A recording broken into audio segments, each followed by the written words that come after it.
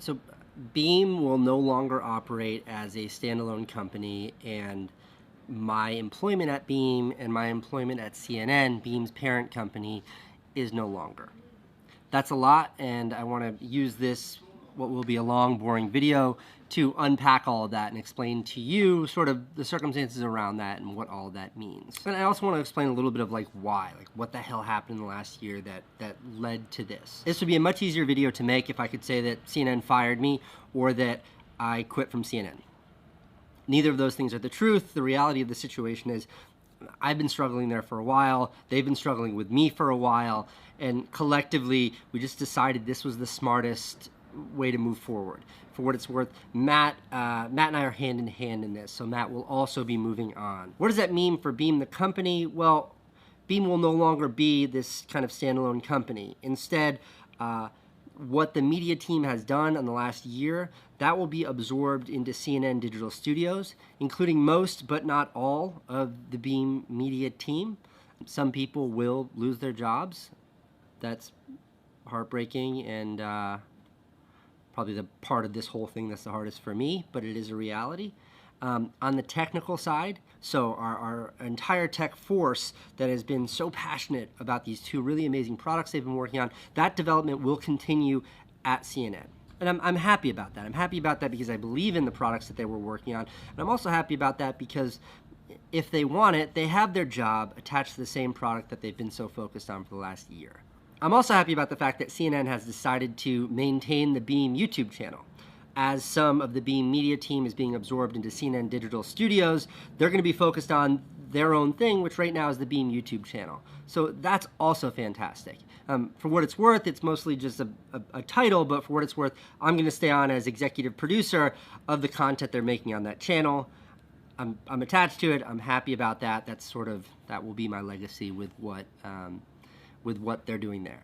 So what the hell happened? That's a very hard question to answer. I'll do my best to characterize what transpired over the last year from my perspective, and that's that, post-acquisition, that was, 1 year ago now, 1 year ago January, there was such enthusiasm by me. I was the one who spearheaded this whole thing to get this thing off the ground and get it moving. And as we built out the team and as we built out infrastructure, and when I think back specifically to like early summer, late spring last year, when we were trying to get the media team up and running, so much of the way that worked depended on me as a creative, as a manager, as a leader of the team, as the architect for what we were doing. And I really struggled in that environment. It was not an environment that I was happy in. When I make stuff, when I make the videos that you see on this YouTube channel, I don't discuss it with people. I don't ask permission. I don't ask for input. I just create. And via that process, I'm able to make something and find something, and it works for me. And the infrastructure at a company like what we were trying to do at BEME, build something that's scalable and be bigger than just one individual, that process doesn't work. You can't just have one person doing one thing in a closet. We had a team, and I didn't function well within that team. I didn't. And it bummed me out. It was something that I was tremendously frustrated about because I loved that team. Every single member of that team was absolutely brilliant. And people that I consider friends. I hope they consider me friends, but people I genuinely care about. But I couldn't function as a professional. I couldn't function within that environment. And I really remember last summer I was so frustrated. I remember going home and talking to Candace about it every single night. And those frustrations precipitated. And ultimately, I stepped out of a managerial role with the team and let them do their thing, and they flourished. Like, they made incredible content. I genuinely think that the BEME media team in my absence functioned better than when I was there. And I would step in at the end and give feedback on the content that they were creating. So then ultimately, by the end of the summer, by fall of 2017 of last year, my role there, I started to question, like, what value am I actually bringing to this company? Like, I can lean on my YouTube audience to try to bring attention to the company, but that's not a meaningful role for me. I'd love to make content, but if I'm gonna go out and make Casey content, it belongs here. If I'm gonna make BEME content, it goes there, but where do I fit? I don't know if this is making sense, but all of these unanswered questions, and most of them took place in my head, all these unanswered questions yielded just me being tremendously frustrated. And that frustration would often manifest when I was in the BEME studio, trying to work things through with the team and just being like, I just want to do this myself. And in the end, I wasn't happy. And that sort of led us up to when Matt and I started talking with our partners at CNN. And they were amazing. All they wanted to do was work with us and figure out solutions. And we had a bunch of ideas, a number of solutions. But in the end, this was the outcome that made the most sense for all parties involved. I mean, we could have very easily put our heads down and hit revenue goals and focused on a business plan that was about hitting numbers and metrics. And that is the last thing in the world I want to spend my days doing. It wasn't interesting for me. And honestly, it wasn't interesting to our partners at CNN. They're like, that's not why we want to work with you. In the end, this was the optimal way for them to sort of leverage the team's talents and skill sets and use them in a way that would be most effective and functional for CNN, for their big investment that they made in this company. So that's what's happened. I guess a question that I imagine I would want to know is do I blame myself and I blame myself a little bit. I think there was a confluence of factors that led to this place, but I certainly take credit for a lot of them. I think that had I known then what I know now, I would have operated very differently. But it's more complicated than that. BEME was never a one-man show. So what happens now? Well, now, Matt and I are sort of free to do whatever we want. We don't have jobs anymore.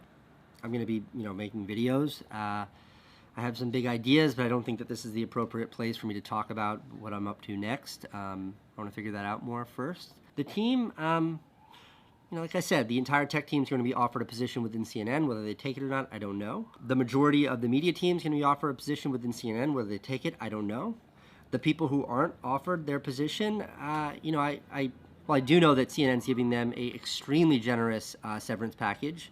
CNN, by the way, has been incredible. And not just with this decision, but since the very first time I met those guys, they've been incredible. And whether you like CNN editorially, or you watch CNN, or you care about CNN at all, I can tell you that every single person I met there and got to interact with there over the last year, from that sweet woman who checks my ID when I walk in the front door, to the CEO, every person there has been incredible. That is a company that is comprised of amazing people, and getting to work with them, around them, be near them has been one of the great pleasures of my entire career, and I mean that. How do I feel? How do I genuinely feel right now in my heart? I think I'm not mad. There's nobody to blame here. If there's anybody to blame, I blame myself for my own shortcomings over the last year, but I don't fault anybody, so I'm not angry. I'm sad. I'm sad that I won't be able to work with the people that I've enjoyed so much to work with over the last year. I'm relieved, although that feels weird to say. I'm relieved because the last couple of months have been very stressful trying to figure this out. And then I feel there's somewhere between guilt and anxiety about the team. Even the people who decide to stay with BEME, stay with CNN, and continue to work their work within CNN. It's not easy going through transitions like this, and I feel terrible about that. I mean, these are people I really care about, and they're going to have to deal with disruptions that nobody likes to deal with. I'll say that I feel like I'm taking an L here. I don't see this as a failure. I see this as a company where we succeeded. This is a company where we tried 200 times, and 99 of those times we succeeded. And 101 of those times we didn't. And that's what got us to where we are right now. And that's what it means to be an entrepreneur. You try things. Last year I stepped up to bat with CNN and I struck out. But the year before that I stepped up to bat and I hit it out of the park. And that's what it means. If I was timid, if I couldn't handle something like this, if I didn't think this might be an outcome, I wouldn't have tried it in the first place. That's how this works. In fact, that's one thing that I feel weird about. It's just how cliche this is. So many of my startup friends are going to be texting me as soon as they see this video saying, I told you so. And that hurts me a little bit because I had such high expectations here. But it's not uncommon for startups to be acquired by bigger companies and then to struggle. Ironically, Matt's previous job was head of engineering at a company called Tumblr. Remember Tumblr? They were the hottest social network in the world until Yahoo bought them. And now, when was the last time you checked your Tumblr account? This happens. This is common.